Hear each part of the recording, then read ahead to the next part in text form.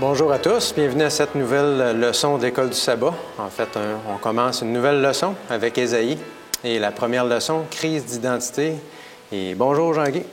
Bonjour Merci Miguel. d'être là, ainsi que Chani. Bonjour Michael. On débute par une prière. Est-ce que tu veux commencer? Bien sûr. Merci. Notre Père, notre Dieu, nous te remercions infiniment, Seigneur, de nous avoir permis de pouvoir être réunis et qu'on puisse maintenant plonger dans ta parole, Seigneur, dans le livre d'Ésaïe. Nous te prions, Seigneur, que tu puisses nous ouvrir l'esprit, envoyer ton Saint-Esprit, qu'on comprenne ce que tu as à nous enseigner. Cette prière est pour nous et pour tous ceux qui sont à l'écoute. C'est ma prière au nom de Jésus. Amen. Donc, on est heureux de pouvoir étudier ce livre-là. Un grand livre, on peut dire aussi un grand prophète. Il y a beaucoup de matériel. Et là, on commence tranquillement. Premier chapitre, on va dire le début. Et en fait, on pourrait poser une première question, Jean-Guy. Qu'est-ce que Dieu désire faire comprendre à son peuple? Et on va lire le verset dans Ésaïe, chapitre 1. Et c'est le verset 2. En fait, tu peux le lire, Jean-Guy, si tu veux. Cieux, écoutez, terre, prête l'oreille, car l'Éternel parle. J'ai nourri et élevé des enfants, mais ils se sont révoltés contre moi. Merci.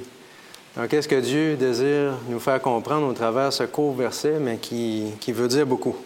Oui, alors, Évidemment, ça s'adresse à son peuple. Hein? mais quand on dit cieux, écoutez, Isaïe va avoir une vision par rapport à la situation du peuple de Dieu. Cette vision, elle vient du ciel. C'est Dieu qui lui parle. Isaïe, lui, est sur la terre. Alors, il va avoir une mission à faire, c'est-à-dire que ce que Dieu lui dit dans le ciel, il va falloir qu'il donne le message sur la terre. Et la façon dont c'est dit, c'est comme si ça nous montre que le ciel n'est pas indifférent à ce qui se passe sur cette terre. Que Dieu a visité cette terre-là, que Dieu a un projet pour cette terre-là aussi, mais Dieu est comme déçu. Tout de suite après, on dit « le bœuf connaît son possesseur », puis l'âne la crèche de son maître. Israël ne connaît rien. Mon peuple n'a même pas d'intelligence. Tu dis, wow! Pas un compliment, ça. C'est pas un compliment du tout. Hein? On s'aperçoit qu'il y a un problème sérieux et Dieu veut parler au cœur de ses enfants pour leur dire, écoutez, j'ai un message à vous dire. Voilà la situation. Il faut que vous fassiez quelque chose. La situation ne peut pas continuer ainsi. Alors, Dieu prend à témoin le ciel et la terre. C'est comme si toutes les deux sont reliées par un fil d'or. Et ce fil, on sait que quand Jésus est venu visiter cette planète-là, il était le fil qui a relié le ciel et la terre aussi. Alors c'est une planète qui est insignifiante dans l'espace, une planète qui est comme juste un grain de sable. Mais moi je me dis, si j'avais un grain de sable dans mon œil, ça serait un irritant terrible. Et Dieu voit qu'il y a un irritant. Et Dieu veut enlever le grain de sable. Mettre le doigt dessus. Oui. Et c'est important, qu'est-ce qui est écrit. Il nous dit, j'ai nourri et élevé mes enfants. Autrement dit, je prends soin de vous. Oui. Puis en échange, vous vous révoltez contre moi. Oui. Alors Dieu, il essaie de mettre les choses au clair. Écoutez, si je fais toutes ces choses-là pour vous, pourquoi est-ce que vous me répondez de telle façon? Puis en même temps, je trouve vraiment intéressant aussi les animaux. Ça me fait penser à l'histoire de Noé, en fait. Parfois, on se dit, les animaux écoutent mieux que le peuple de Dieu. Ça devient quand même quelque chose d'assez direct, qu'est-ce que l'Éternel adresse à son peuple, parce que c'est à son peuple qui parle. Il y a une leçon là-dedans aussi qui nous dit que l'être humain est la seule créature qui peut se révolter contre Dieu. Ouais. L'animal ne se révolte pas contre son maître. La brebis, elle suit. L'âne, il sait où est son endroit, etc. Ouais. Mais l'être humain est la seule créature qui est capable de se révolter contre son Dieu et de s'opposer à Dieu. C'est grave. Ça nous donne une leçon à nous aussi pour dire Dieu a pris un risque incroyable en laissant la liberté de l'être humain de faire des choix. Merci, Jean-Guy. Et en fait, là, Ésaïe s'adresse à Juda, le royaume du Sud. On a à cette époque-là, évidemment, le royaume divisé. parce que là, on nous mentionne dans l'introduction certains rois. Et je te pose la question, Chani, en fait, de quoi est-ce que Juda est accusé? Parce que là, on dit, écoute, vous vous révoltez, mais encore, est-ce que ces accusations, on peut même dire, sont uniques dans l'histoire? Parce que le peuple de Dieu, ça remonte à loin, comme on dit. Non, c'est ça exactement. Puis, dans le fond, ce qui est intéressant, c'est qu'il y a un dicton qu'on dit il a mordu la main qui l'a nourri. On dit ça dans notre monde. Puis là, c'est plus, ils se sont révoltés contre la main qui les a formés, parce qu'il les a plus que nourris, l'Éternel. Il les a assistés tout au long de l'histoire du peuple d'Israël. Puis, même qu'eux sont allés une étape plus loin de la révolte, c'est qu'ils ont, dans le fond, en un certain sens, oublié qui ils étaient et quel Dieu ils servaient. Puis, on a mentionné les animaux. C'était très intéressant, comme dans le verset, quand ils disent que même le bœuf connaît son possesseur, l'âne et la crèche de son maître. Petite anecdote rapide, ma mère, elle était sur une ferme laitière quand elle était jeune.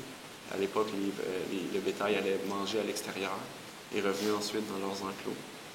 Puis chaque vache allait dans son enclos. Okay. La 3 allait dans l'enclos numéro 3, la 27 dans l'enclos numéro 27.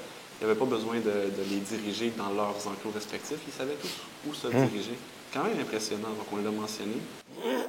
Puis, donc, cet aspect-là, en tout cas, que j'ai relevé par rapport au fait qu'ils ont oublié qui ils étaient, c'est pas quelque chose qui est unique, malheureusement. La révolte non plus envers Dieu. Dans le peuple d'Israël, dans la parole de Dieu, il y a beaucoup d'endroits où, malheureusement, c'est plutôt la règle que l'exception, où le peuple va oublier puis se rebeller. Puis des fois, ça prend pas beaucoup de temps. On a l'histoire de Moïse qui monte à la montagne avec Josué dans Exode 32. Puis quand ils redescendent, ils ont fait un veau d'or. Ils ont déjà oublié ce qu'ils devaient faire. Oublié, entre guillemets, évidemment. Entre guillemets, effectivement. Il n'y avait pas l'Alzheimer aussi fort que ça dans ce temps-là. Là. Exactement. Puis, on a aussi même... Ils vont pousser l'audace jusque dans Nombre 16, au verset 13. Puis peut-être on pourrait aller le lire, en fait. Nombre 16, au verset 13. « Cela ne suffit-il pas que tu nous aies fait sortir d'un pays où coule le lait et le miel pour nous faire mourir au désert? Faut-il encore que tu domines sur nous? » Alors, on a là le peuple d'Israël qui était sorti d'Égypte, là où ils étaient en esclavage. Puis là, Dieu veut les amener dans le pays où coule le lait et le miel. Puis non seulement ils vont aller jusqu'à se rebeller, puis à oublier un peu qui ils sont, mais ils vont même jusqu'à dire que là où ils étaient en esclavage, ils étaient là où coule le lait et le miel. Ouais. Donc le peuple de Dieu n'a pas, à une unique fois, été se révolter de plusieurs façons. Donc on en a cité 2 exemples. Puis cet aspect-là de ne pas oublier est très important. On a des chansons qui sont écrites par Moïse pour qu'on se rappelle de ce que Dieu a fait à travers le temps. On a des monuments qui sont érigés à certains moments aussi pour que les générations futures se souviennent de ce qui s'est passé à cet endroit-là. Et ça nous mène à comprendre toute l'importance de, justement, nous rappeler ce par quoi Dieu nous a fait traverser dans le passé. Et puis, peut-être j'aimerais lire rapidement, là c'est dans Life Sketches of Ellen G. White, page 196, paragraphe 2. Je l'ai traduit, OK? Ça dit « Nous n'avons rien à craindre pour l'avenir, si ce n'est d'oublier la manière dont le Seigneur nous a conduits et ses enseignements dans notre histoire passée. Et puis, dans le fond, on a des leçons à tirer de ça, puis je pense que c'est ce qu'on va faire aujourd'hui dans le livre d'Ésaïe, mais que non, c'est pas quelque chose d'unique à travers le peuple d'Israël, puis le peuple de Dieu. Puis même, c'est probablement quelque chose qui a une signification pour chaque chrétien dans sa vie, au niveau personnel. Pas simplement nécessairement juste au niveau de l'Église en général, quoique oui, absolument. Donc, il y a ces 2 côtés-là aussi à explorer. Mais bon, ils étaient accusés en gros, de s'être révoltés, d'avoir oublié quel Dieu ils servaient. Merci, Chani. En fait, cette notion-là d'oublier, tu le mentionnes, ça s'attache même jusqu'au commandement de Dieu. On nous parle du sabbat qui nous ramène au Créateur, qui nous reparle de cette alliance-là entre Dieu et son peuple, qui, soi-disant, le peuple oublie, mais en réalité rejette cette alliance-là. Et là, je pense que le prophète Ésaïe, qui vient vers son peuple, leur rappelle des choses qu'ils savaient déjà et travaille dans le cœur de ces gens-là. Évidemment, c'est Dieu qui travaille. Quel lien est-ce que vous voyez entre le peuple de Dieu au temps d'Ésaïe et Sodome et Gomorrhe, parce que c'est le verset 10 qui nous fait mention de ça. On se demande si Dieu était trop direct au début, au verset 2, mais là, il va encore plus loin en mentionnant Sodome et Gomorrhe. Alors, Jean-Guy, qu'est-ce que Dieu voit que ces gens-là ne voyaient pas? J'aimerais débuter tout d'abord au verset 9. Oui. Pour bien comprendre ce que le verset 9 et 10 veut prendre. Ça dit, comme une ville épargnée, oui. Si l'Éternel des armées ne nous eût conservé un faible reste, nous serions comme Sodome, nous ressemblerions à Gomorrhe. Les mots forts que Dieu utilise vont faire surgir des images fortes aussi. Oui. On sait que Sodome et Gomorrhe, tous ont péri. Mm-hmm. Il n'y a pas resté personne. Dieu est en train de dire, les armées qui vont vous envahir vont vous détruire. Vous n'avez aucun moyen de vous en sortir. Si moi, je n'interviens pas, alors que les armées vont vous environner, il n'en restera pas exactement comme Sodome et Gomorrhe. Mm-hmm. Et c'est pour ça que ça dit, c'est une promesse. Dieu dit, malgré tout ça, si je n'ai pas conservé un faible reste, vous auriez tous péri. Alors, pour nous, c'est fort aussi de dire, Seigneur, on te remercie pour ta bonté, on te remercie pour ton intervention. Et ça nous démontre encore une fois comment est-ce que, quand Dieu bénit, on oublie Dieu. Quand ça va mal, on le critique et on chiale après lui. Je ne voudrais pas être Dieu. Parce que ça dit, peu importe ce que je fais, on dirait que vous avez trop tendance à vous éloigner de moi. Alors, pour moi, encore une fois, c'est l'amour incroyable de Dieu qui n'a qu'un seul désir, c'est sauver. Mm-hmm. J'ai conservé un reste. Si je n'aurais pas fait ça, il n'y aurait plus personne qui aurait pu subsister. Je remercie Dieu. Je le remercie, ce Dieu-là qui est tellement patient. Ils seraient tous morts comme les gens de Sodome. Ouais. Et Dieu est en train de leur dire que leur condition est semblable à celle de Sodome et de Gomorrhe. Ça fait mal. C'est pas rien. C'est pas rien. Ça nous rappelle cet échange-là, justement, entre Dieu et Abraham, qui est en train de se questionner par rapport à Sodome. Écoute, il y en a juste 10. Tu ne détruis pas la ville. Non. Je ne détruis pas la ville pour rien. Si on détruit, c'est parce qu'il n'y a plus rien de bon. Et là, Ésaïe s'adresse à son peuple et il parle de cette façon-là. Donc, on dit, écoute, c'est quelque chose qui frappe. Mm-hmm. Si Ésaïe était, on peut dire, dans l'environnement de la famille royale, on nous parle un peu au verset 1, le fils d'Amoth, Chronique nous parle qu'Amoth était le frère du roi, donc il y avait libre accès à la cour royale. Je pense que ça l'a peut-être aidé pour pouvoir adresser des mots directs comme ça à ces gens-là qui pensaient que tout allait bien. Mais Dieu avait un autre message à donner. Les images sont très fortes. Hein? Chaque fois qu'on lit quelque chose, quand on parle des animaux, on est obligé de s'arrêter pour dire, Seigneur est en train de donner une leçon. Regardez, les animaux, ils comprennent. On dit, pourquoi est-ce que vous autres, vous ne comprenez pas mon langage? C'est vraiment particulier. Hein? Raisonnez, réfléchissez. Une façon qu'on est capable de se reconnaître à travers ça, puis de comprendre des fois. On dit quand on se compare, on se console. Des fois, on dit cette expression-là, mais des fois, quand on se compare, on comprend mieux. Mm-hmm. Puis peut-être que le peuple avait besoin de comprendre là où ils étaient, dans leur état, dans quel état ils étaient. Mm. Comprendre comment Dieu voit les choses, en ce qui nous concerne aussi. Et pour continuer à avancer, pourquoi est-ce que le Seigneur ne pouvait-il pas accepter leur adoration? Parce que c'était des gens spirituels, c'était des gens religieux, le temple était là, c'était au centre de leur vie. Et Dieu, malgré qu'eux observaient toutes ces instructions-là données par Dieu lui-même à Moïse, écoute, on fait ces choses-là, pourquoi est-ce que Dieu ne pouvait pas accepter ça? Et quelles leçons est-ce qu'on peut en tirer aujourd'hui? Parce que nous aussi, on a des consignes que Dieu nous donne, mais malgré tout ce qu'on peut mettre en pratique, il peut y avoir un problème. Oui, puis pour répondre à la question, d'abord, la question se trouve dans Ésaïe 1. Okay? Mais avant d'aller voir la réponse là, on va aller la voir dans Proverbe 21, Allons-y. au verset 3. Donc, Proverbe 21 au verset 3, c'est essentiellement le même message, en fait, qu'on va retrouver aux deux endroits. La pratique de la justice et de l'équité, voilà ce que l'Éternel préfère au sacrifice. Sacrifice. Amen.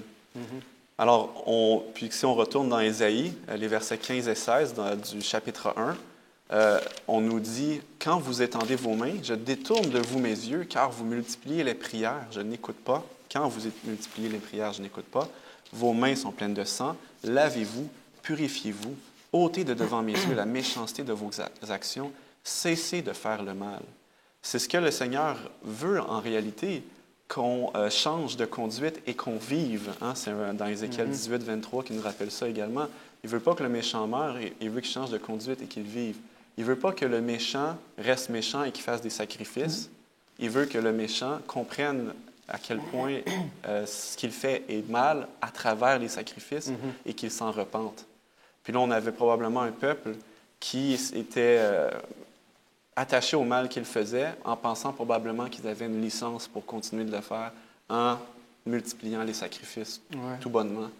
Donc, effectivement, quand on lit ça, on voit bien que Dieu, c'est pas ce qu'il souhaite pour son peuple, puis qu'il pouvait pas du tout accepter ce type d'adoration-là. Et ce qu'il veut, puis on nous dit au verset 17, « Apprenez à faire le bien, recherchez la justice, protégez l'opprimé, faites droit à l'orphelin, défendez la veuve. » Donc, se focaliser sur ce que le Seigneur veut pour nous et pas juste essayer d'avoir une espèce de coupon passe-droit. Oui. En fait, je pense que tu l'as bien mentionné, sacrifice, ton passage de Proverbe fait directement référence au sanctuaire. Donc, le sanctuaire avait cet objectif-là de nous enseigner quelque chose et que ça puisse faire partie de notre vie, de nous transformer. Sinon, c'est du formalisme.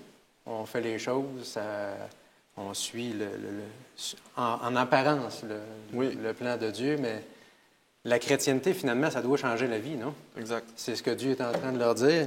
Et même malgré tout ça, Dieu dit, malgré tout leur formalisme, malgré toute la dureté de leur cœur, au verset 18, je suis où tu nous as amenés, Dieu dit, venez et discutons.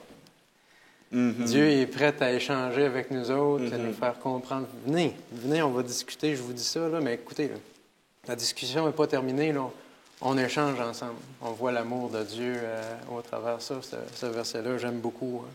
Il veut réinjecter du sens dans les actions que les gens ont fait et font dans les sacrifices, actions qui avaient perdu leur sens pour ce peuple. Merci beaucoup, Chani. Et Jean-Guy, Dieu appelle à la réforme, on peut dire. Il y avait un réveil et une réforme qui devaient se produire au temps d'Ésaïe, semble-t-il. Et lorsque Dieu appelle à la réforme, est-ce que c'est une bonne nouvelle? Tantôt, on a mentionné que plus qu'il s'éloignait de Dieu, plus qu'il y avait de cérémonies. Il n'y a rien de pire pour un chrétien d'avoir une apparence de chrétienté, alors que sa vie ne reflète pas vraiment ce que Dieu voudrait que ce soit. Et on peut le lire encore une fois quand Dieu dit au verset 17, Ésaïe 1, 17, Dieu dit « Lavez-vous, purifiez-vous, ôtez de devant mes yeux la méchanceté de vos actions. » Vous venez à l'Église, vous faites toutes sortes d'affaires, mais regardez comment que vous agissez mal. La façon dont vous vous comportez, c'est terrible. Vous n'avez rien de chrétien à travers tout ça. Dieu dit, après ça, cessez de faire le mal. Apprenez à faire le bien. C'est une bonne nouvelle, ça? Ça Ben veut oui. dire que ça peut s'apprendre, c'est oui, génial. rechercher la justice, protéger l'opprimé. Ça veut dire que ceux qui étaient pauvres, qui étaient démunis, ils trouvaient toutes sortes de choses pour faire du mal, pour trouver toutes sortes de magouilles incroyables. Dieu me dit, vos agissements, c'est terrible. Vous venez à l'Église, c'est votre comportement. Mais vos sacrifices, ça ne donne rien ce que c'est que vous êtes en train de me faire. Et Dieu dit, faites droit à l'orphelin, défendez la veuve. On sait que dans ce temps-là, il n'y avait pas de système comme nous aujourd'hui, l'assistance sociale, où on aidait plein de monde. Ils devaient compter sur la générosité de ceux qui étaient alentour pour aider. Mais les gens les laissaient démunis, bien souvent, même ils profitaient d'eux, ils changeaient leur balance. Et Dieu voyait tout ça, puis il disait, apprenez à faire le bien, arrêtez de faire le mal. Mais vous venez à l'Église, mais pourquoi est-ce que vous agissez de cette façon-là? Alors, je pense qu'une grande leçon à travers tout ça, c'est bien beau de demander pardon à Dieu. Mais quand on parle de réforme, une confession ne sera jamais acceptée par Dieu si elle n'est pas accompagnée d'un désir sincère et d'une réforme. S'il n'y a pas un changement radical de la vie, ça ne sera pas agréable à Dieu. Alors, quand Dieu dit « lavez-vous, purifiez-vous, ôtez devant vous votre méchanceté, cessez de faire le mal », si on ne fait pas ça, si on n'a pas une transformation et un changement dans notre cœur, tout ce qu'on fait, Dieu dit « j'ai horreur de vos sacrifices, j'ai horreur de vos prières ». Tu sais, wow, on va à l'Église, puis Dieu ne reconnaît même pas que ce qu'on fait, ça a de la valeur. Dieu dit non, parce que votre comportement ne va pas avec votre profession de foi. Alors, quand Dieu appelle à la réforme, il faut qu'il y ait non seulement confession des péchés, mais aussi abandon des péchés. Oui, repentance, oui. Sinon, ce n'est pas une vraie repentance. Il n'y aura pas de changement non plus. Si on ne voit pas l'horreur du mal, on va continuer à le perpétuer. Et c'est ce que Ésaïe est en train de faire pour leur montrer l'horreur du mal et qu'est-ce que ça produit et comment est-ce que la souffrance s'étend partout à cause de la méchanceté du peuple. On dit que c'est un cours 101, la réforme pour les nuls. On commence par des étapes de base, mais en réalité, c'est bon pour nous aujourd'hui encore. Hein? On a besoin encore, on prie pour un réveil, une réforme, on va le faire en janvier. Donc, c'est ce qu'on retrouve. Moi, ce que je trouve, l'argument le plus puissant de Dieu là-dedans, l'argument le plus puissant, c'est le verset 18. Oui. Quand il dit « venez », c'est une invitation, hein? Et plaidons. C'est comme si Dieu dit « on va se parler ensemble, écoutez-moi. » Tu vois que Dieu ne dit pas « là, vous allez y goûter, puis là, je suis fâché. » Non, Dieu, c'est une invitation. « Venez à moi, vous tous qui êtes fatigués et chargés. » Alors, Dieu invite tout le temps. Puis il dit, si vos péchés sont comme le cramoisi, ils deviendront blancs comme la neige. S'ils sont rouges comme la pourpre, ils deviendront comme la laine. L'argument le plus puissant de Dieu, c'est son pardon. Le péché, ça pue la mort, parce que le sang coule. Et Dieu dit, ce péché-là, c'est moi qui le prends. Puis maintenant, vos péchés, au lieu, vous passez du rouge au blanc. Le blanc reflète la pureté. C'est des images encore qui sont très fortes, qui nous montrent l'amour incroyable de Dieu qui dit, regardez, même si vous avez commis toutes ces infamies-là, il n'est pas encore trop tard. Revenez vers moi. Je vais vous pardonner. Mon pardon, c'est l'argument le plus puissant, si vous l'acceptez, pour qu'il y ait cette transformation-là. Tu sais, c'est toujours un cri d'amour que Dieu est en train de faire dans tous ces passages qui sont très, très évocateurs. Merci, Jean-Guy. Et on pourrait tirer un peu plus sur ce passage-là parce qu'on voit une notion de jugement au travers de ça, on peut dire. Donc, on peut dire que le jugement, c'est une bonne nouvelle. Lorsque Dieu nous adresse les choses, il nous dit, voici votre situation. Il nous appelle à la réforme. Voici ce qui va arriver si vous obéissez. Voici ce qui va arriver si vous n'obéissez pas. Mais la réforme, donc, le message de Dieu, c'est toujours une bonne nouvelle, dans le fond. Hein? J'aurais une petite phrase qui dit, Dieu a payé un prix qu'il ne devait pas, parce que nous, on ne pouvait pas lui payer le prix qu'on lui devait. Tout à fait, tout à fait. Et qu'est-ce que vous pensez? On a parlé un peu de l'offre de Dieu de vouloir pardonner à son peuple, alors que son peuple est en pleine rébellion ouverte. Je ne sais pas pour vous, mais en ce qui me concerne, ça ne me paraît pas trop humain comme approche. Qu'est-ce que cela nous enseigne aussi concernant nos relations avec les autres? Parce qu'il y a un message, comme on a dit tantôt, qui doit nous transformer. Et ça, c'est quelque chose d'inusité. On n'est pas familier avec cette approche-là de quelqu'un qui nous fait du mal et de « voici mon pardon ». Qu'est-ce que tu en penses, Chani? Bien, premièrement, je pense que tu l'as bien dit de dire que c'est comme un cours 101 par Dieu pour comment faire les choses, parce que même par rapport à nos relations avec les autres, à travers ce que Dieu fait avec son peuple, il nous donne un exemple à suivre extraordinaire. Donc, on est appelé à la transformation que Dieu nous offre. Et c'est déjà la première étape pour nous. Mais j'aimerais peut-être reculer encore un peu par rapport au fait qu'on reste dans le même verset où quand Dieu nous dit « Venez et plaidons Et le Seigneur nous montre là encore un exemple pour quand on veut aller vers notre frère, pour une action ou quelque chose qu'on aimerait lui parler. Et lui, le Seigneur, connaît toutes choses. Donc, c'est sûr que lui, il était déjà à l'étape d'aller voir son peuple pour lui reprocher ou lui expliquer ce qu'il avait fait de mal. Mais je recule un peu dans le sens où j'ai une histoire qui m'a beaucoup, beaucoup parlé, qui est qui est reliée en fait à ça, à cette première étape d'aller « Venez et plaidons ». C'est une histoire qui se situe dans Josué au chapitre 22 et les versets 11 et ça continue par là. Si vous voulez aller à la maison dans Josué chapitre 22 à partir du verset 11, moi je vais paraphraser un peu. Là où on a la tribu de Gad, de Ruben et la demi-tribu de Manassé qui se sont fait un autel, puis les autres tribus ils apprennent ça. Puis ils disent, mais qu'est-ce qu'ils font là? Il y en a un seul autel sur lequel on doit faire les sacrifices. Ils n'ont pas supposé faire ça. On va aller, là, ils se disent, ça n'a pas de bon sens, on va aller les battre, carrément. C'est ce qu'ils se disent. Et puis là, ils s'en vont rencontrer ces trois tribus-là. Puis là, les gens, ils disent, avant de les battre, ils disent, est-ce que vous avez vraiment fait ça? Qu'est-ce qui se passe? C'est quoi cette idée-là, saugrenue, que vous avez eue?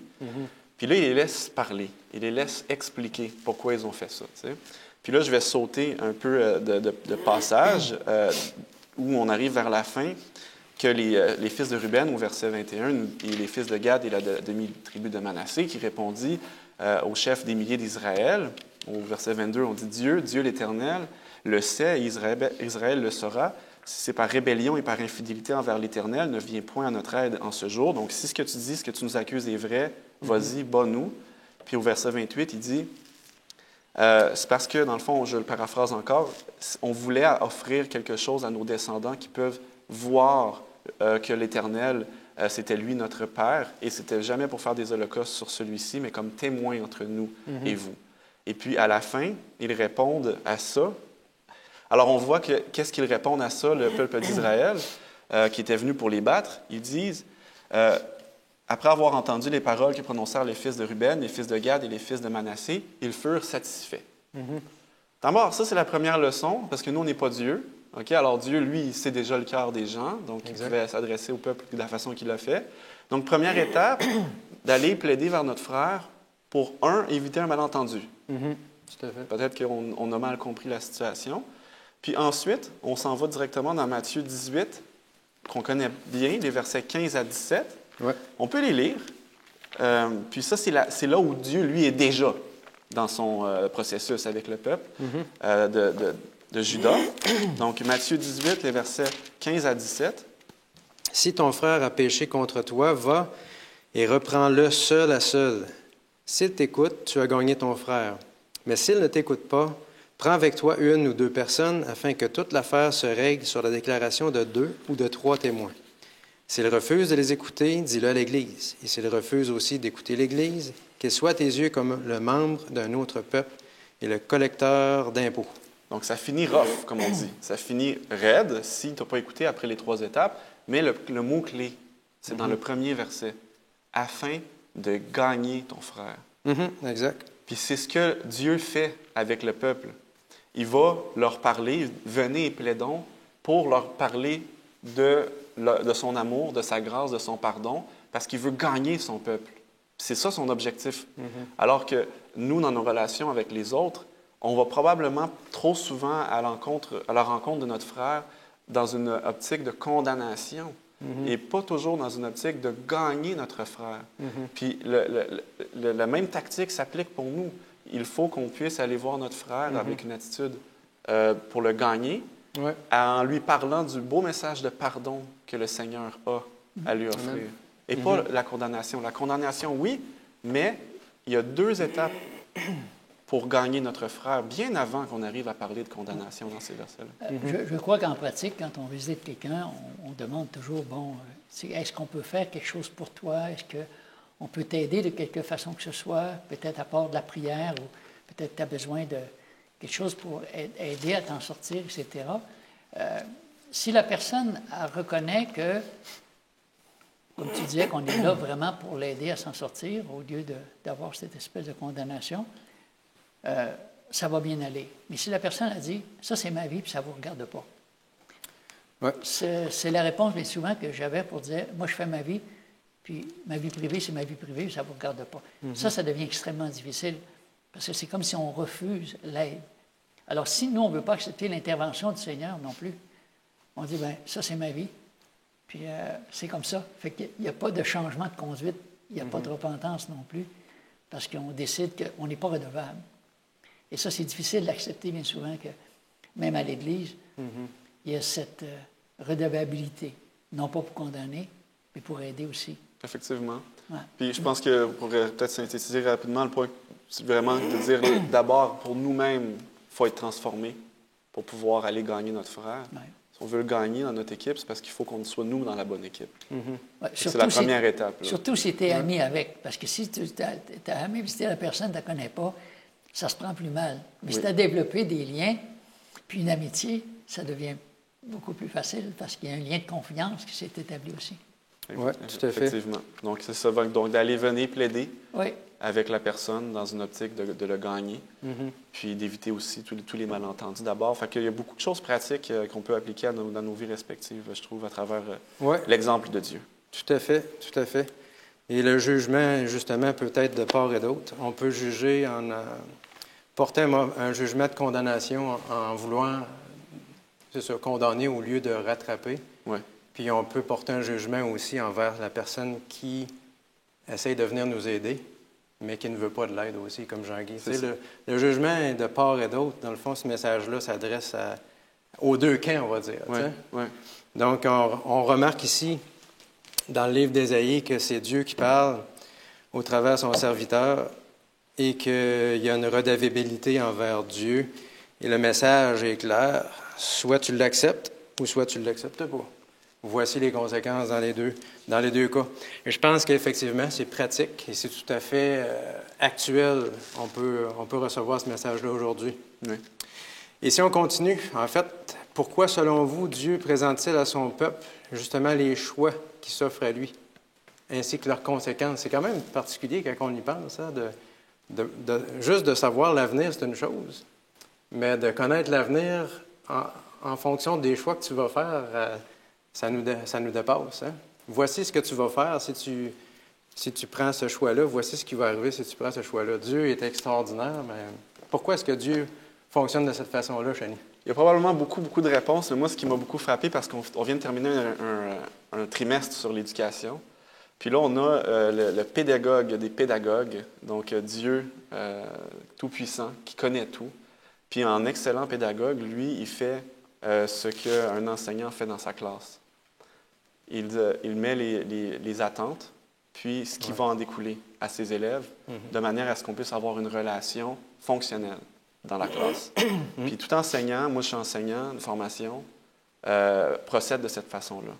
Voici c'est quoi mes attentes, puis voici ce qui va arriver si on choisit tel chemin ensemble ou si on choisit tel chemin, tant au niveau de votre réussite scolaire qu'au niveau des conséquences que je vais devoir malheureusement vous donner.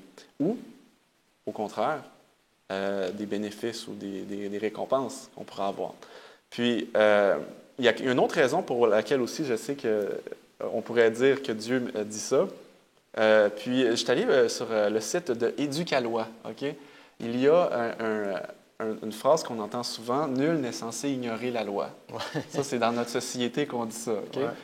Puis, il s'écrit la chose sur le site d'Éducalois, il s'est écrit la chose suivante. En droit, il existe un important principe selon lequel nul n'est censé ignorer la loi.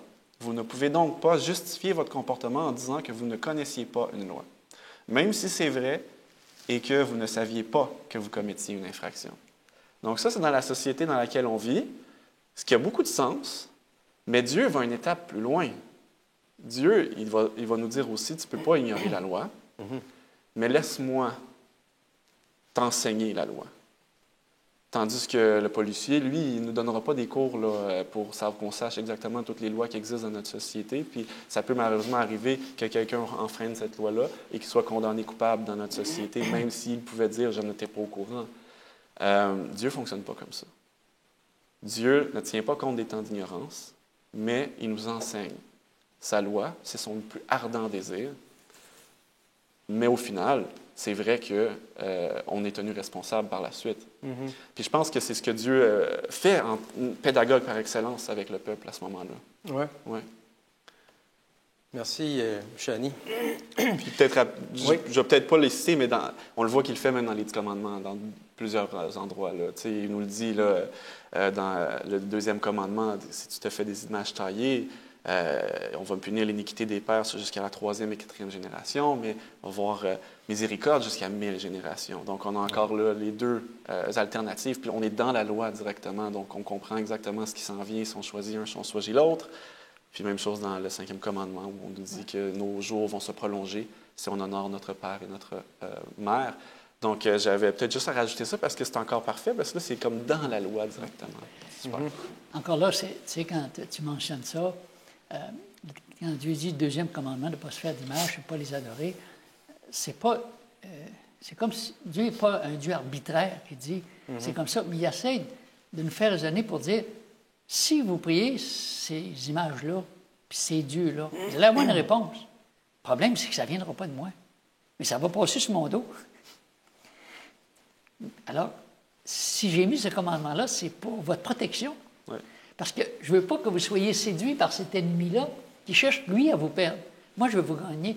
Alors, quand on comprend la spiritualité de la loi, on ne voit plus ça comme une interdiction, on voit ça comme une protection. C'est pas la même chose. Tu sais? Fait que, souvent, on va citer la loi, mais on ne voit pas tous les petits détails. Ce qui est en soi probablement une autre grande différence entre les lois de notre société et les lois de Dieu, en ce sens où on peut affirmer que les lois de Dieu sont toutes pour notre bien, et ça reste un sujet à débattre pour les lois dans la société.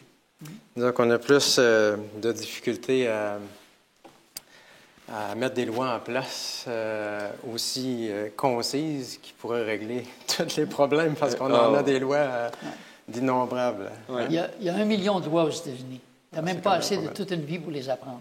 Dieu nous en a donné seulement 10, puis on ne s'en rappelle plus. Et ce qui est intéressant dans tout ça, effectivement, en ce qui concerne la loi, tu parlais d'enseigner la loi, c'est le désir de Dieu qu'on connaisse la loi, mais pour nous permettre de la comprendre, il nous envoie Jésus.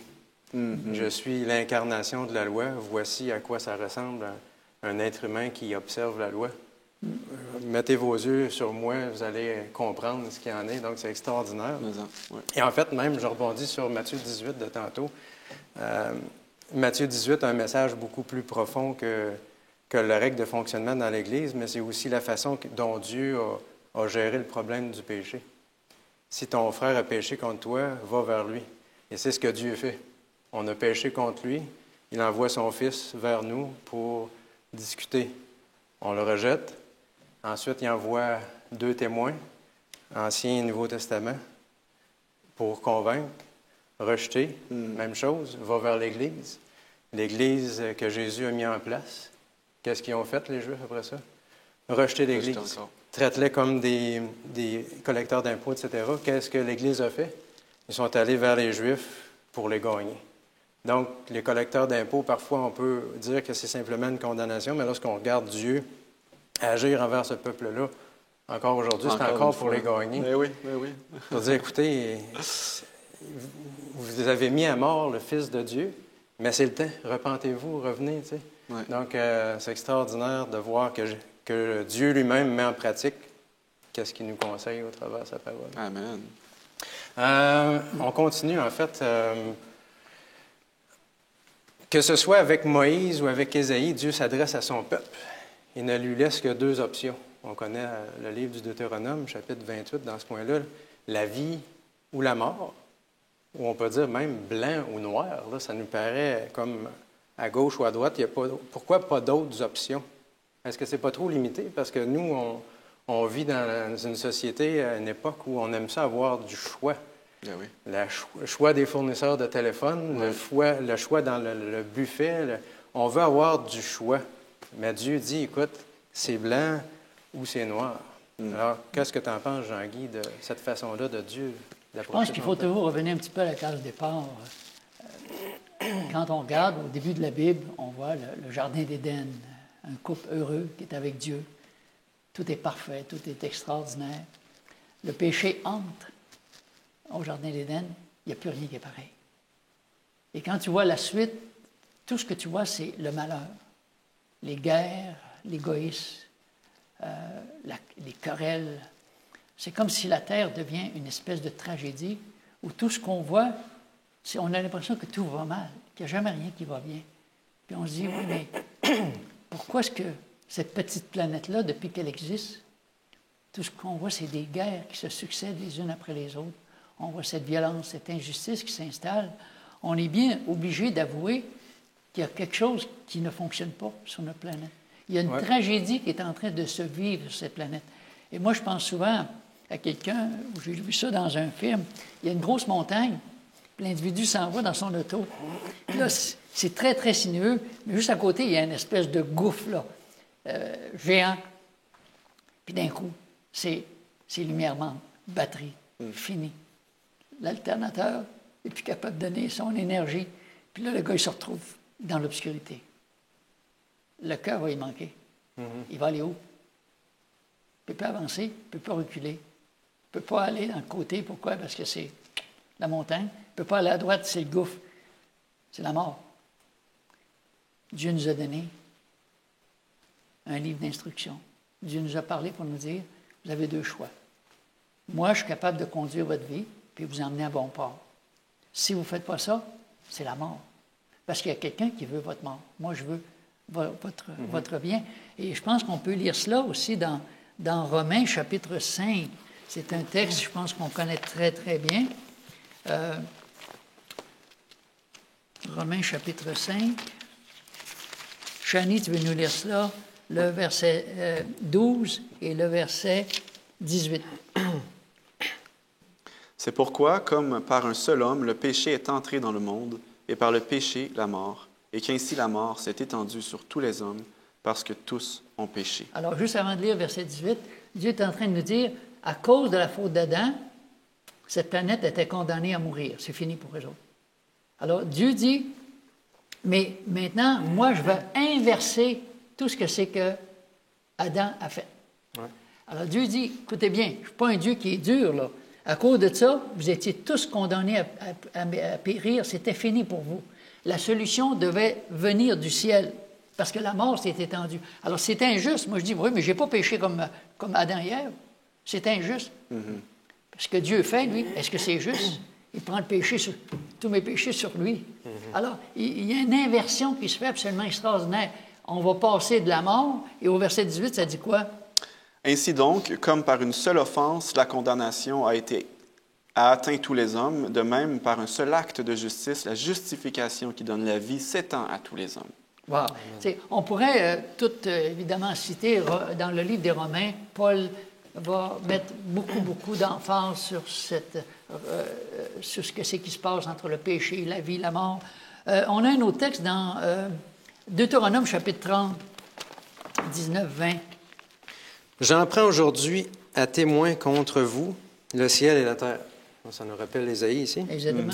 J'ai mis devant toi la vie et la mort, la bénédiction et la malédiction. Choisis la vie afin de vivre, toi et ta descendance, en aimant l'Éternel ton Dieu, en lui obéissant et en t'attachant à lui. Oui, c'est de lui que dépendent ta vie et sa durée. Et c'est ainsi que tu pourras rester dans le pays que l'Éternel a juré de donner à tes ancêtres, Abraham, Isaac et Jacob.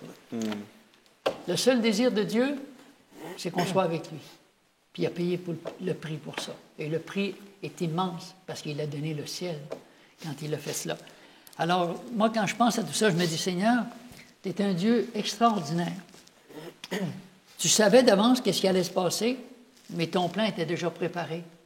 Il y avait une sortie de secours. Ouais. Et Dieu est venu visiter cette planète-là pour lui montrer le chemin de la vie et pour l'avertir qu'il y a aussi un chemin de la mort. Et Dieu dit, pas dit, choisis pas la mort, il dit, choisis quoi? La vie. C'est un Dieu qui est positif. La mort, il n'en veut pas. Alors, pour moi, je me dis, c'est extraordinaire de voir que le bien et le mal se côtoient, mais à cause du mal, la douleur s'est étendue sur toute la planète. Et Dieu veut éradiquer et effacer d'une façon définitive le péché pour que ne plus jamais une tragédie telle que cette terre est en train de vivre ne se reproduise. Dieu est l'auteur de la vie. Si Dieu n'était pas là, il n'y a aucun d'entre nous qui existerait. Alors, il y a deux choix. Soit on choisit pour Dieu, soit on demeure des cadavres en vie. Oui. Ce verset-là, il me fait penser à Jean 3,16. Hein? Oui, Dieu a tant aimé le monde, il ne veut pas que quiconque périsse. Non, c'est pas ça. Car Dieu a tant aimé le monde. Tant aimé le monde. Merci Jean-Guy de me faire. Il n'y a que deux options, la vie ou la mort. Et c'est la même histoire depuis le tout début. Oui. Dieu n'a pas changé. Non. Il veut qu'on choisisse la vie. Il ne veut pas que personne ne périsse. Et Dieu a écrit une chanson d'amour, semble-t-il. Pour quelle raison ce passage est-il comparé? On parle d'Ésaïe 5 ici, les versets 1 à 7. Pourquoi est-ce que Dieu nous compare ça à une chanson d'amour, ce passage? D'abord, quand on commence au chapitre 1, chapitre 5 veut dire le verset 1, « Je chanterai à mon bien-aimé ». C'est un langage de quoi? D'amoureux. La plupart des chansons qu'on entend aujourd'hui, c'est pratiquement toujours des chansons d'amour. Hein? Même encore aujourd'hui, en 2020, c'est des chansons d'amour, c'est les plus populaires, ce sont ces chansons qui font pleurer les gens, qui font monter toutes sortes de sentiments, qui évoquent toutes sortes de souvenirs, et c'est comme si l'amour, le chant a pris une place tellement importante dans notre vie. Ça pogne toujours. Alors Dieu dit, ben moi, je vais vous en chanter une chanson. Le cantique de mon bien-aimé. Le mot bien-aimé revient encore une fois sur sa vigne. Mon bien-aimé avait une vigne sur un coteau fertile. Wow! Ça va être un chant magnifique. Dieu s'adresse à nous en nous disant comment est-ce qu'il nous aime. Et ça nous rappelle quoi? Tantôt qu'on disait 1 Jean 3,16. Mais ça nous dit aussi, dans 1 Jean 4,8, la seule chose qui définit Dieu, Dieu est amour. Alors l'amour, qu'est-ce que ça fait? Alors Dieu nous a chanté sa chanson. Puis il nous a dit que c'est une chanson incroyable. Il nous chante sa chanson d'amour. Mais est-ce qu'on répond à cet amour-là? Est-ce qu'on l'aime, la toune? Non. Tu sais, moi, je connais la reine d'Angleterre parce que je la vois sur les dollars canadiens. Mais je ne suis pas sûr si elle me connaît. Et moi, je ne suis pas sûr si je la connais non plus, à part de la voir sur une pièce. Connaître Dieu, c'est l'aimer. Ouais. Et c'est ce que l'ennemi veut faire le plus, nous empêcher de le connaître pour qu'on puisse l'aimer. Connaître Dieu, c'est l'aimer. Plus qu'on le connaît, plus qu'on l'aime. Quand on dit « il est admirable », il est un Père éternel, le Prince de la paix, son nom est magnifique, c'est tellement évocateur qu'est-ce qu'on dit sur Dieu. Il est merveilleux. Alors, connaître Dieu, c'est l'aimer. Répondre à son amour, on va dire. Hein? Alors, le peuple du temps d'Élie faisait de grandes manifestations de piété, et pourtant leur cœur était éloigné. Et Jésus a dit la même chose quand il est venu sur cette terre. Il disait aux chefs religieux, « Oui, vous prononcez, vous dites beaucoup de choses sur moi, vous parlez de moi, mais votre cœur est éloigné. Vous ne m'aimez pas. » Et quand Jésus est sorti de Jérusalem, ça dit qu'il pleurait à chaudes larmes. Puis il disait, « Combien de fois n'ai-je pas voulu vous rassembler comme une maman veut rassembler ses petits poussins, mais vous n'avez pas voulu de moi. » C'était un cri déchirant du cœur pour dire, « Je vous ai manifesté mon amour, vous avez vu mes œuvres, j'ai guéri des villages au complet, mais malgré tout ça, vous n'êtes pas capable de voir mon amour. » Pour moi, c'est tragique.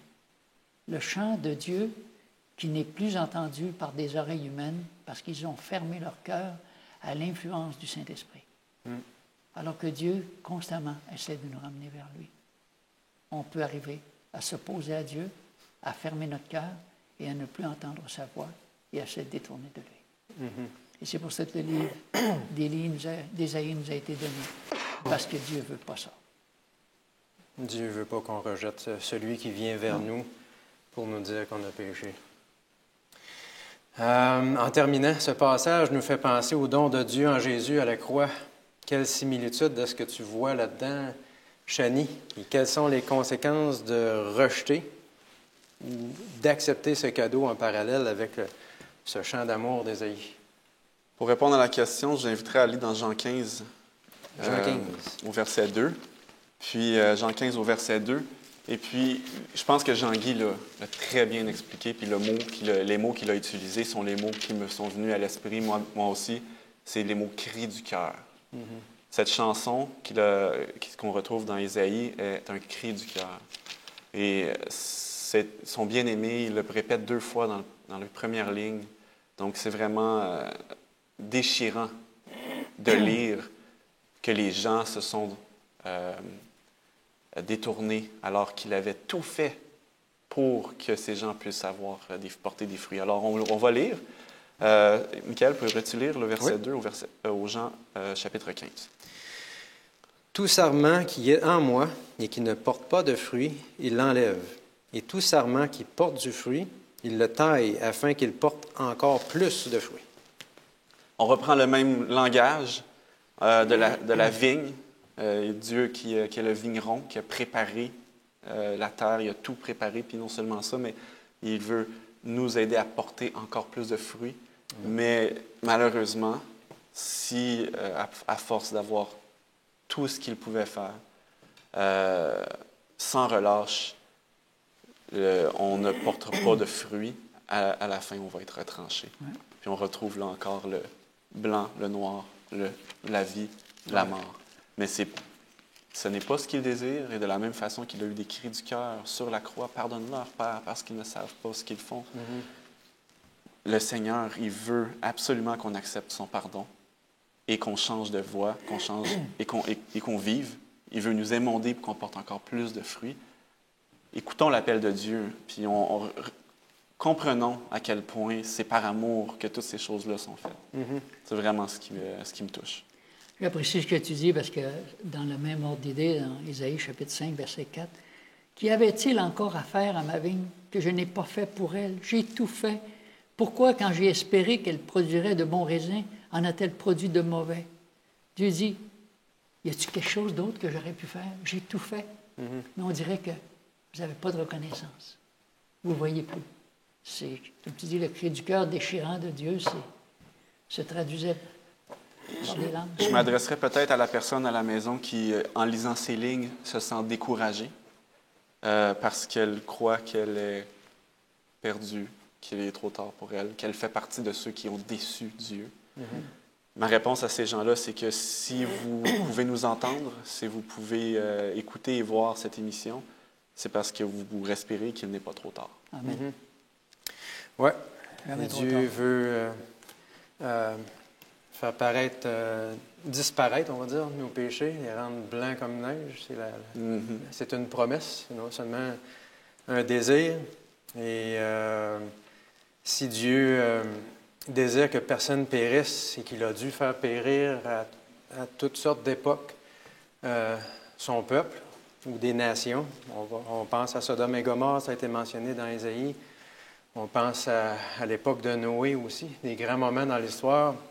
Et on sait qu'à la fin aussi, lorsqu'on étudie le livre d'Apocalypse, c'est quelque chose qui va se reproduire avec le feu. Et on sait que Dieu est un feu dévorant, mais je pense qu'il faut, au travers la parole de Dieu, vous l'avez bien mentionné, apprendre à voir un Dieu d'amour. Oui. Et lorsque, à la fin, ils seront détruits par le feu, ceux qui ne voudront pas de Dieu, c'est comme si Dieu voulait les prendre une dernière fois dans ses bras. J'ai déjà entendu cette image-là. J'ai trouvé ça extraordinaire. Si c'est le feu qui détruit à la fin, bien, c'est comme si Dieu dit adieu, finalement, à ceux qui aimaient tant, mais qui n'ont pas voulu. Alors, c'est une histoire d'amour que, je pense, Ésaïe nous propose au travers de cette réforme-là. Merci, Chani. Merci, Jean-Guy, d'avoir échangé. Merci d'avoir été avec nous. Et on vous invite à continuer cette étude-là du livre Ésaïe et à continuer d'apprendre à découvrir le Dieu merveilleux que l'on sert, un Dieu d'amour qui nous invite à choisir la vie. Est-ce que, Jean-Guy, tu voudrais prier en terminant? Notre Dieu, notre Père, nous voulons te remercier, Seigneur, de tout notre cœur, encore une fois, pour ce livre d'Ésaïe qui nous rappelle, Seigneur, que tu n'es pas un Dieu indifférent. Tu nous aimes, tu veux plaider avec nous. Amen. Tu nous rappelles constamment que, Seigneur, tes bras sont tendus pour nous accueillir. Tu veux nous pardonner, tu veux nous purifier, tu veux nous laver, tu veux nous restaurer, tu veux faire de nous des candidats pour le ciel, Seigneur, parce que tu reviens bientôt. Alors que tu puisses bénir chacune des personnes ce matin aujourd'hui qui ont écouté cette émission et qui peuvent répondre à ton appel, Seigneur, en sachant que tu es le Dieu de la vie, le Dieu qui veut que nous ayons du bonheur pour l'éternité. Amen. Et qu'on veut quitter ce pays, Seigneur, cette terre de souffrance et de malheur où le péché a fait tant de dégâts. On te remercie de ce que tu es venu réparer ces dégâts et que tu veux, encore une fois, Seigneur, nous restaurer et nous sauver pour l'éternité. Bénis chacun d'entre nous, bénis nos téléspectateurs. Merci pour ton esprit qui nous a inspirés et merci pour cette parole, Seigneur, qui est ce pain quotidien. Nous avons tant besoin pour grandir dans la foi et dans la connaissance de notre Sauveur. En son nom, nous te prions. Amen. Amen. Amen. Monsieur Reswick voulait travailler en tant que missionnaire, mais à 60 ans, de nombreuses personnes pensaient qu'il était trop âgé et de plus, il bégayait beaucoup. Alors comment finit-il par être le premier missionnaire adventiste de la division Euro-Asie? D'origine allemande et russe, Monsieur Reswick avait immigré aux États-Unis à la fin des années 1800. Il découvrit les adventistes grâce à la lecture d'une petite brochure. Profondément touché par ce qu'il apprit, il décida de se joindre à l'église adventiste du 7e jour. Un sabbat, un membre d'église lut une lettre qu'il avait reçue d'une personne vivant dans l'Empire russe. C'était un appel urgent pour qu'un adventiste vienne partager la bonne nouvelle de l'Évangile dans cette région. M. Reswick était persuadé que cet appel lui était destiné. Il avait le sentiment qu'il devait partir. Ainsi, à 60 ans, il fit ses valises et finança lui-même son voyage pour devenir le premier missionnaire adventiste de l'Empire russe. Dès son arrivée, il commença son travail de missionnaire. Il avait apporté beaucoup de livres et de brochures adventistes traduits dans une langue locale. Alors il commença à les distribuer sur le marché et à rendre visite aux gens chez eux. M. Reswick dut faire face à 2 défis considérables. Il était si pauvre qu'il dut vendre ses propres bottes pour couvrir ses dépenses. Il avait du mal à parler aux gens en raison de son défaut d'élocution. L'ancien responsable de l'église, M. Corradi, raconte que lorsque M. Reswick remettait une brochure à quelqu'un, il lui demandait aussitôt de la lire personnellement. De cette façon, le Saint-Esprit l'utilisait pour toucher le cœur des gens. Après 2 ans d'efforts, 30 personnes décidèrent de se joindre à l'église adventiste. 150 ans plus tard, l'église adventiste du 7e jour compte désormais plus de 108 000 membres dans la division Euro-Asie. Elle couvre une grande partie de l'ancien empire russe. Le territoire de la division Euro-Asie couvre l'Afghanistan au sud, l'Ukraine à l'ouest et s'étend à travers l'Asie jusqu'à la pointe orientale de la Russie. Dieu utilise toujours des hommes et des femmes, quel que soit leur âge, pour partager l'amour de Jésus. Il y a de grandes disparités en matière de liberté religieuse dans ces régions du monde, et les membres d'église des différents pays de la division Euro-Asie se concentrent sur le ministère personnel et adoptent la méthode du Christ pour répondre aux besoins des gens. Aujourd'hui, on compte plus de 100 institutions, dont des magasins d'alimentation saine et des centres de santé, ce qui permet d'exercer un impact sur la vie des gens. Même si les membres d'église travaillent dur pour partager l'amour de Jésus, c'est toujours un grand défi de partager l'évangile dans la division Euro-Asie. Plusieurs pays tels que l'Afghanistan ou le Turkménistan font partie de ce qu'on appelle la fenêtre 10-40. Dans cette région du monde, beaucoup de personnes n'ont jamais entendu parler de Jésus. Dans certains endroits, il est même illégal de partager l'évangile et les gens peuvent être emprisonnés ou même tués s'ils acceptent le Christ. Dieu a permis à M. Reswick de surmonter les obstacles qui se présentèrent à lui, l'âge, la pauvreté et un défaut d'élocution. De la même façon, il fera en sorte que l'évangile de Jésus soit proclamé aujourd'hui avec la puissance du Saint-Esprit. Merci de prier pour que les habitants de cette région du monde apprennent à connaître Jésus. Et puissions-nous, comme M. Reswick, avoir la conviction que nous ne sommes jamais trop vieux pour partager l'amour de Jésus. Merci pour vos dîmes et vos offrandes qui aident à faire croître et à soutenir le travail missionnaire dans le monde entier.